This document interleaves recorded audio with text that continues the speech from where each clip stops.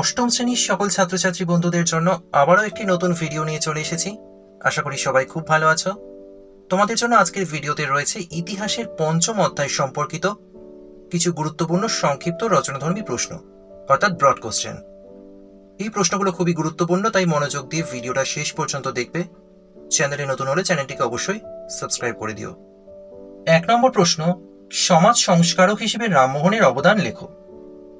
ভারতের সমাজ সংস্কার আন্দোলনের রাজা রামমোহন রায়ের অবদান বিশেষ তাৎপর্যপূর্ণ। সমাজের কুসংস্কার দূর করে আধুনিক সমাজ গঠনে তিনিই প্রথম সচেষ্ট হয়েছিলেন।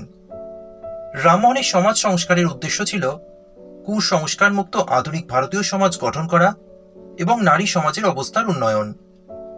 এবার সংস্কারগুলো দেখে নাও। সমাজ সংস্কারের ক্ষেত্রে রামমোহনের সবচেয়ে বড় অবদান সতীদাহ প্রথার বিরুদ্ধে আন্দোলন। এই প্রথা অনুসারে মৃত স্বামীর চিতায় তার জীবিত স্ত্রীকে পুড়িয়ে মারা হতো। রামমোহন এই প্রথার বিরুদ্ধে জনমত গঠন করে ব্রিটিশ সরকারের কাছে আবেদন জানান। তার প্রচেষ্টার ফলে 1829 খ্রিস্টাব্দে সতীদাহ প্রথা নিষিদ্ধ বলে ঘোষিত হয়। রামমোহন রায় নারীদের অধিকার ও দাবি প্রতিষ্ঠার জন্য আন্দোলন করেছিলেন। স্বামীর মৃত্যুর পর তার বিধবা স্ত্রী যাতে স্বাধীনভাবে বেঁচে থাকতে পারে, সেজন্য তিনি স্বামীর সম্পত্তির ওপর স্ত্রীর অধিকার প্রতিষ্ঠার ব্যাপারেও আন্দোলন করেন। রামমোহন বহু বিবাহের বিরুদ্ধেও আন্দোলন করেছিলেন।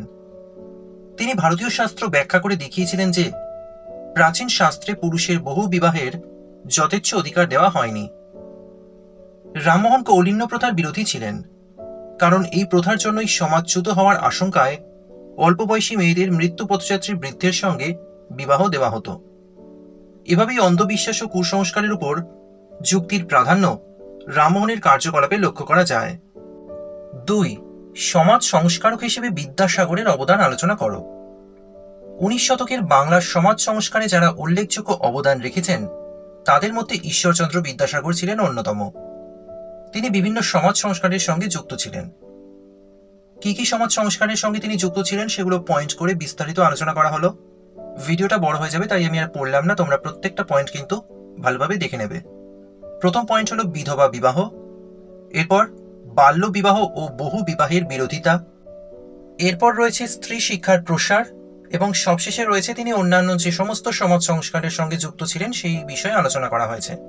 প্রত্যেকটা পয়েন্ট কিন্তু ভিডিওটা পজ করে তোমরা ভালোভাবে দেখে নিও। পরের প্রশ্ন, স্ত্রী শিক্ষা বিস্তারে বিদ্যাসাগরের অবদান কি ছিল? নারী শিক্ষা বিস্তারের ইতিহাসে বিদ্যাসাগরের অবদান বিশেষভাবে স্মরণীয়। বিদ্যাসাগর দেখেছিলেন বাংলার সমাজে নারীরা পুরুষের তুলনায় অনেক পিছিয়ে পড়েছে, এমনকি নারীরা বিভিন্নভাবে অত্যাচারিত হচ্ছে। তাই তিনি নারীদের মধ্যে শিক্ষার বিস্তার ঘটাতে চেয়েছিলেন। বেথুন সাহেব 1849 খ্রিস্টাব্দে কলকাতায় একটি বালিকা বিদ্যালয় প্রতিষ্ঠা করেন, যা পরবর্তীকালে বেথুন স্কুল নামে পরিচিত হয়। এই কাজে বিদ্যাসাগর তাকে সাহায্য করেন। অভিভাবকরা বেথুন সাহেবের স্কুলে যাতে মেয়েদের পড়তে পাঠায় সেজন্য বিদ্যাসাগর প্রচার করেন। তার প্রচারের ফলে অনেক অভিজাত বাড়ির মেয়েরা বেথুন স্কুলে পড়তে আসে। 1850 খ্রিস্টাব্দে বিদ্যাসাগর এই স্কুলের সম্পাদক হয়েছিলেন। বিদ্যাসাগরের উদ্যোগে বাংলার বিভিন্ন গ্রামাঞ্চলে 35টি বালিকা বিদ্যালয় স্থাপিত হয়। এর অন্যতম উদ্দেশ্য ছিল কুসংস্কার মুক্ত সমাজ গড়ে তোলা। এছাড়া তিনি নিজের ব্যক্তিগত চেষ্টায় মেট্রোপলিটন ইনস্টিটিউট প্রতিষ্ঠা করেন। পরে এর নাম হয় বিদ্যাসাগর কলেজ।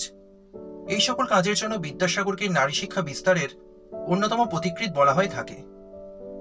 পরের প্রশ্ন, সাঁওতাল বিদ্রোহের কারণ ও ফলাফল লেখো।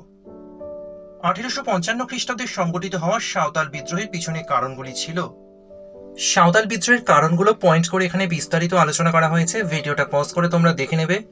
প্রথমে রয়েছে সাঁওতালদের জমি হরণ, অত্যাধিক হারে রাজস্ব আদায়, এরপর রয়েছে মহাজনদের শোষণ, এরপরে সাঁওতাল বিদ্রোহের যে কারণ দেওয়া হলো সেটা হলো ঠিকাদারদের অত্যাচার।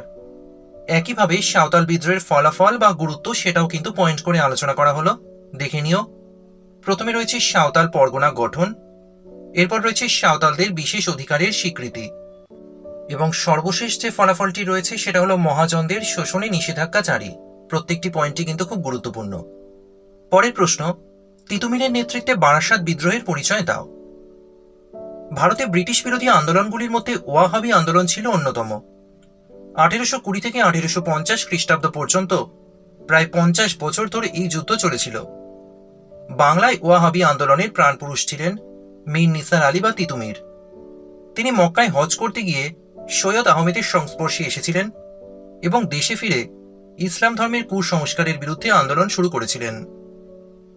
তিতুমিরের আন্দোলনের মূল কথা ছিল একমাত্র আল্লাহকে মান্য করতে হবে, মুসলমানদের ইসলাম ধর্ম বহির্ভূত সংস্কার ত্যাগ করতে হবে এবং অনুগামীদের দাড়ি রাখতে হবে, অত্যাচারী জমিদারদের রাজস্ব দাবির বিরোধিতা করতে হবে। তিতুমিরের নেতৃত্বে বাংলার বিভিন্ন অঞ্চলের কৃষকরা আন্দোলন শুরু করলে জমিদার ও মুসলমান মোল্লারা তিতুমিরের বিরোধিতা করে। পুরার জমিদার কৃষ্ণদেব রায় তিতুমিরের অনুগামীদের দমন করার জন্য দাড়ির ওপর 2.5 টাকা কর ধার্য করেছিলেন।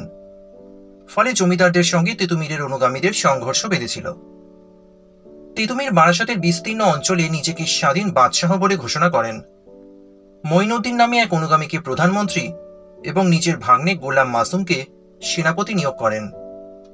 তিনি বারাসতের নারকেলবেড়িয়া গ্রামে একটি বাঁশের কেল্লা নির্মাণ করে ওই অঞ্চলের জমিদারদের কাছ থেকে রাজস্ব আদায়ের দাবি জানান। এই ঘটনা ইতিহাসে বারাসত বিদ্রোহ নামে পরিচিত। পরের প্রশ্নটা কিন্তু অতি গুরুত্বপূর্ণ একটি প্রশ্ন। নীল বিদ্রোহের কারণ ও ফলাফল লেখো।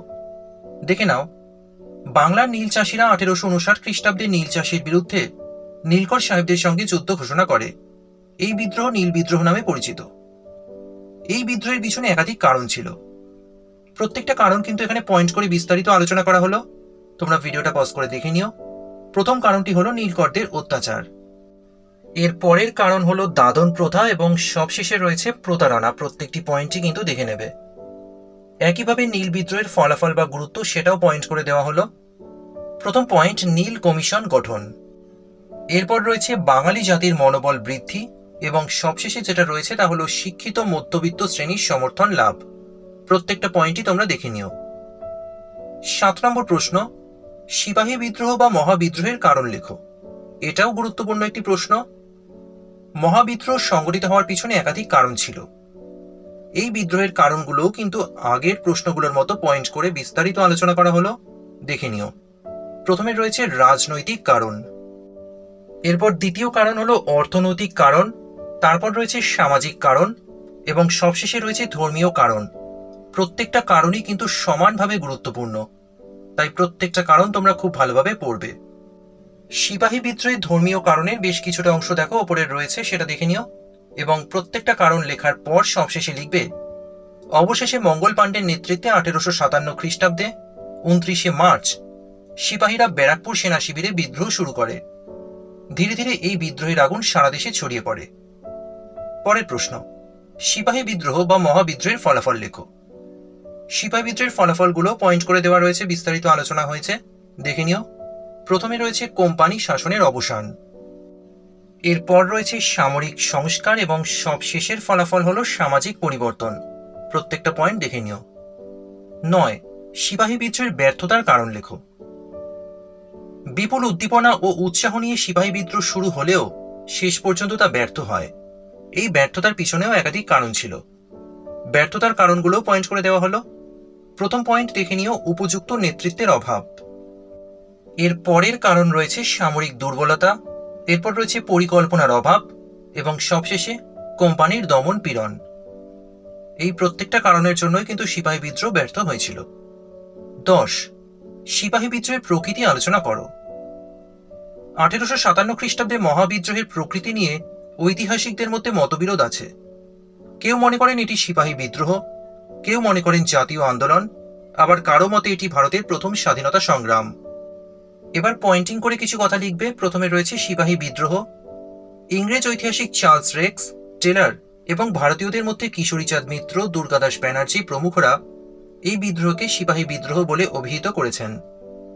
তাদের মতে এই বিদ্রোহ শুরু করেছিল সিপাহীরা। সিপাহীরাই ছিল এই বিদ্রোহের মূল চালিকা শক্তি।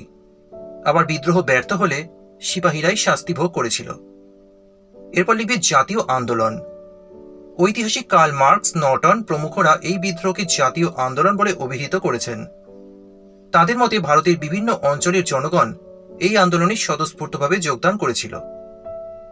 এরপর রয়েছে ভারতের প্রথম স্বাধীনতা সংগ্রাম। স্বাধীনতা সংগ্রামী বিনায়ক দামোদর সাভারকর এই বিদ্রোহকে ভারতের প্রথম স্বাধীনতা সংগ্রাম বলে উল্লেখ করেছেন।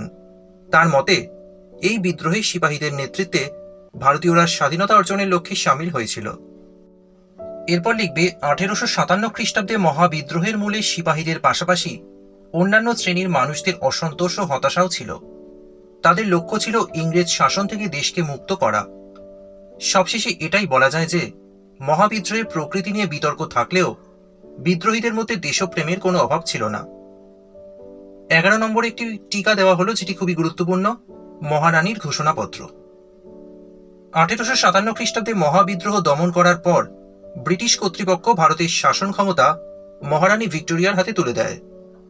মহারানী ভিক্টোরিয়ার প্রতিনিধি হিসেবে লর্ড ক্যানিং 1858 খ্রিস্টাব্দের 1 নভেম্বর আনুষ্ঠানিকভাবে এলাহাবাদে যে ঘোষণাপত্র প্রকাশ করেন তা মহারানীর ঘোষণাপত্র নামে পরিচিত। এই ঘোষণাপত্রে বলা হয়েছিল যে সত্ত্ববিলোপ নীতি প্রত্যাহার করা হবে, দেশীয় রাজারা দত্তকপুত্র গ্রহণ করতে পারবে, দেশীয় রাজাদের সঙ্গে স্বাক্ষরিত সকল চুক্তি মেনে চলা হবে, যোগ্যতা অনুযায়ী ভারতীয়রা সরকারি পদে নিযুক্ত হতে পারবে, জাতি ধর্ম ও বর্ণগত বিভেদ এক্ষেত্রে বাধা হবে না। ব্রিটিশ সরকার ভারতীয়দের ধর্মীয় ও সামাজিক রীতিনীতি এবং প্রাচীন ঐতিহ্যে হস্তক্ষেপ করবেন না। সবশেষে লিখবে, বাস্তবে এই প্রতিশ্রুতিগুলির কোনোটি সঠিকভাবে পালিত হয়নি।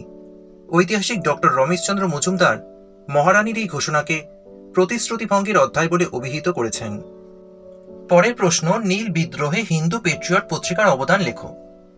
এখানে নীল বিদ্রোহে হিন্দু পেট্রিয়ট পত্রিকার অবদান বিস্তারিত আলোচনা করা হয়েছে, তোমরা দেখতেই পাচ্ছ। ভিডিওটা পজ করে তোমরা পুরো উত্তরটা দেখে নাও। আবারও বলছি, ভিডিওটা অনেকটা বড় হওয়ার জন্য সবকটা প্রশ্নের উত্তর পড়তে পারছি না, ভিডিও পজ করে তোমরা কিন্তু দেখে নেবে। পরবর্তী প্রশ্নেও কিন্তু একটি টিকা দেওয়া রয়েছে, ফরাজি আন্দোলন। দেখে নাও উত্তর। ইংরেজ শাসন ও শোষণের বিরুদ্ধে মুসলিম সম্প্রদায়ের আন্দোলনগুলির মধ্যে ফরাজি আন্দোলন বিশেষ উল্লেখযোগ্য। এই আন্দোলনের পিছনেও একাধিক কারণ ছিল। কারণগুলি হলো, এখানে দুটি কারণ তোমরা দেখতে পাচ্ছ, ভিডিওটা পজ করে কারণগুলো তোমরা দেখে নিও। ফরাজি আন্দোলনের কারণের তৃতীয় পয়েন্টটা তোমরা উপরে দেখতে পাচ্ছ, দেখে নিও। এরপর রয়েছে গুরুত্ব বা ফলাফল। এই গুরুত্ব বা ফলাফল সেগুলোও কিন্তু পয়েন্টিং করে দেওয়া রয়েছে, প্রত্যেকটা পয়েন্ট ভালোভাবে দেখে নেবে। প্রথমে রয়েছে কৃষকদের মধ্যে নবজাগরণ, এরপর রয়েছে রাজনৈতিক ও অর্থনৈতিক মুক্তির লক্ষ্য, এবং সবশেষে রয়েছে ব্রিটিশ বিতাড়নে প্রেরণা। তাহলে দেখে নেবে প্রত্যেকটা পয়েন্ট ভালো করে। আর এই ভিডিওটা যদি তোমাদের ভালো লাগে অবশ্যই একটা লাইক করে দিও। প্রশ্ন উত্তর নিয়ে এই ধরনের আরো ভিডিও পাওয়ার জন্য চ্যানেলটিকে অবশ্যই সাবস্ক্রাইব করে রেখো।